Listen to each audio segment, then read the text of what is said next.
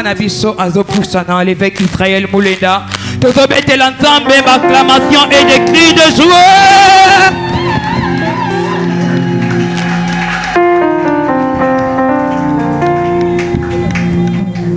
Nous te célébrons. Nous élevons ton Saint-Nom, ta bonté et ta bienveillance.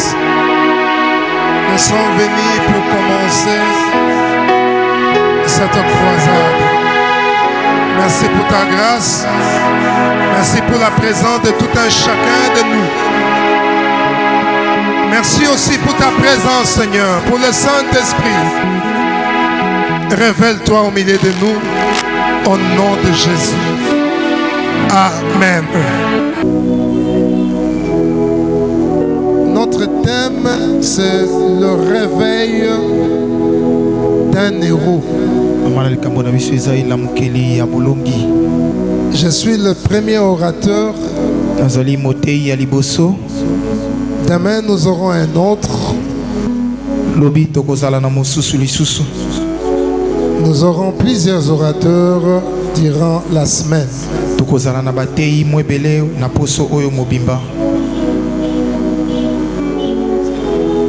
Alléluia.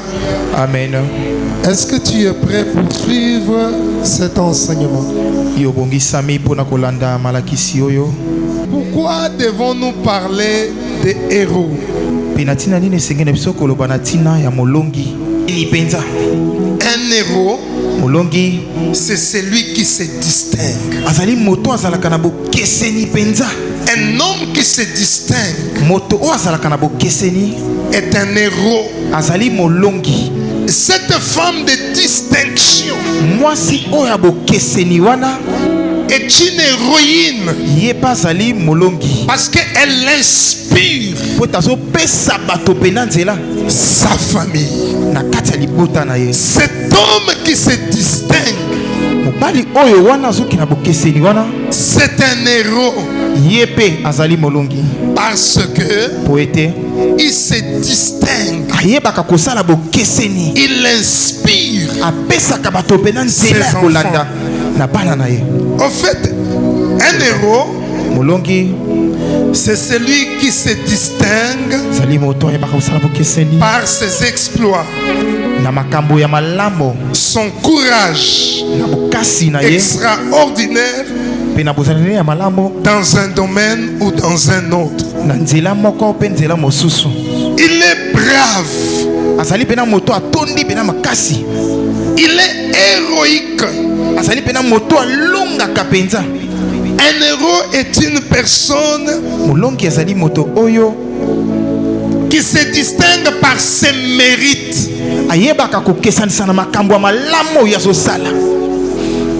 Ses mérites. Cette personne est un héros. Écoutez, il y a des femmes ici. Vous devez savoir que vos maris sont des héros. Des vrais héros.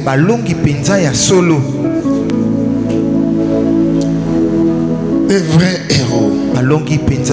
Des fois, vous regardez leurs faiblesses, mais vous oubliez de regarder les défis qu'ils ont pu relever.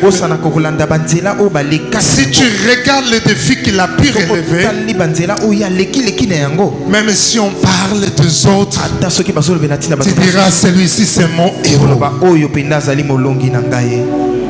Y a-t-il quelqu'un qui a identifié un héros? La maladie a frappé cette maison. Il s'est levé. Il n'avait rien, mais il a pu quand même soigner. Il a payé les frais. Comment il a fait? Ça, c'est le travail des héros. Ici. Même si tu as déjà grandi, tu es déjà parent, mais tu es enfant. Souviens-toi de l'œuvre de tes parents. Élève-toi ce soir. Dis, mon père est mon héros. Élève-toi, dis, ma mère est mon héroïne.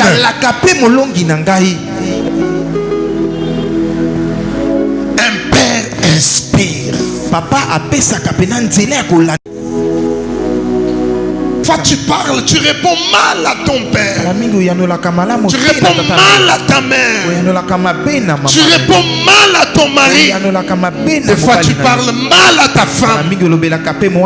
Mais cette personne-là, c'est elle qui a pu relever plusieurs défis de ta vie. Comme un héros. Vous savez, il y a des gens ici. Leur orgueil, c'est l'argent d'autrui. C'est les efforts des autres. Ils sont orgueilleux, mais dans les efforts des autres. Est-ce que ta vie inspire les autres? Parce qu'un héros, quand tu regardes sa vie, il y a toujours quelque chose qui t'inspire. Peut-être sa foi, sa confiance, sa détermination, son courage. Juge chapitre 6, verset 11. Puis l'ange de l'Éternel, puis vint l'ange de l'Éternel, et il s'assit sous les térébinthes d'Ophra, qui appartient à Joas de la famille d'Abiézer. Gédéon, son fils, battait du froment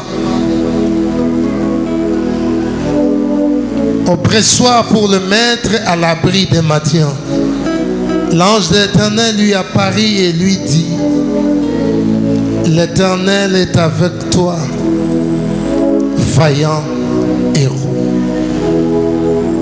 Gédéon lui dit: ah, mon Seigneur, si l'Éternel est avec nous, pourquoi toutes ces choses nous sont-elles arrivées?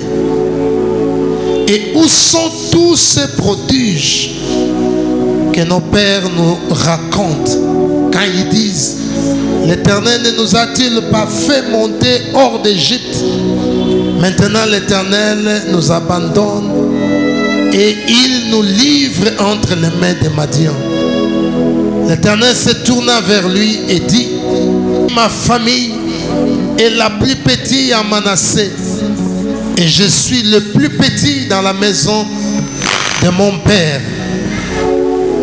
L'Éternel lui dit: mais je serai avec toi et tu battras Madian.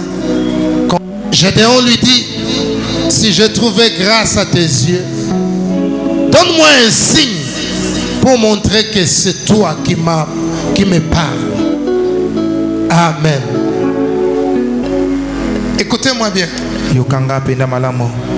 Il ne viendra pas de loin, mais il sortira seulement du milieu de vous. Laisse-moi dire, celui qui sauvera ta famille sortira du milieu de vous. Moïse est sorti du milieu de ses pères. Et c'est lui qui a délivré Israël de la main égyptienne. Il est né là. Il a grandi au milieu d'eux.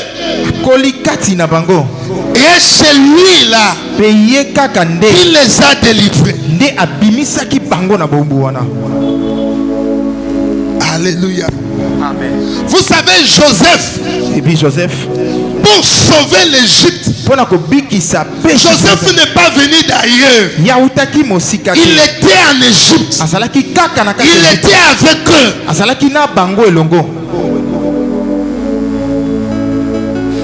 Et Gédéon aussi vivait la même situation que tous ses frères.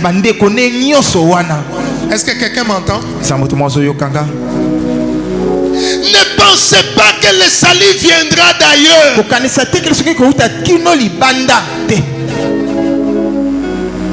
Ne pensez pas que la délivrance de ta famille viendra d'ailleurs. Non. Le sauveur de ta famille proviendra de ta famille.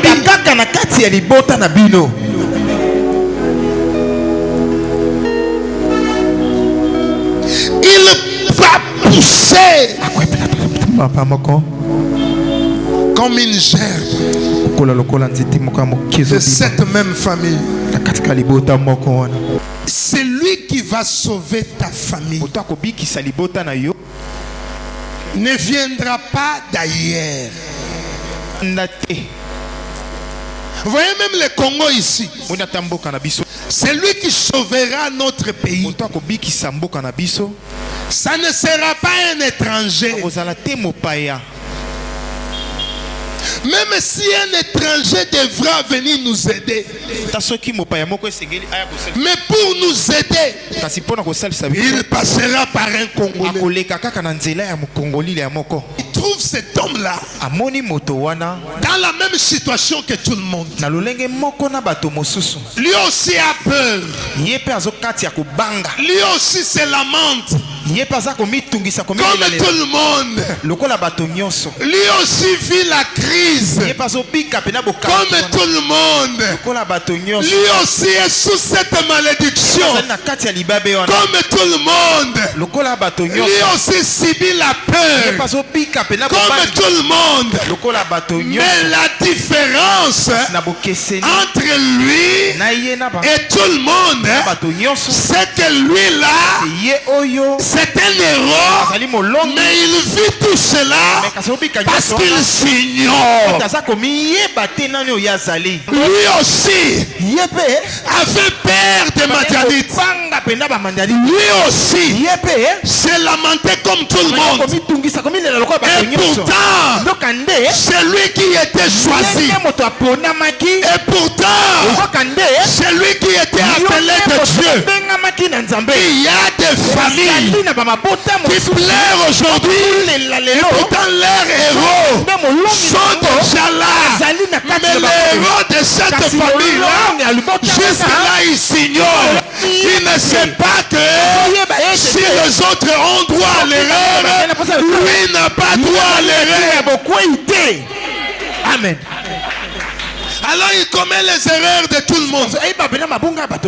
Le jour que tu comprendras certaines choses, tu ne feras pas ce que tout le monde fait. Parce que tu comprendras que tu n'as pas le droit d'échouer comme eux ont échoué.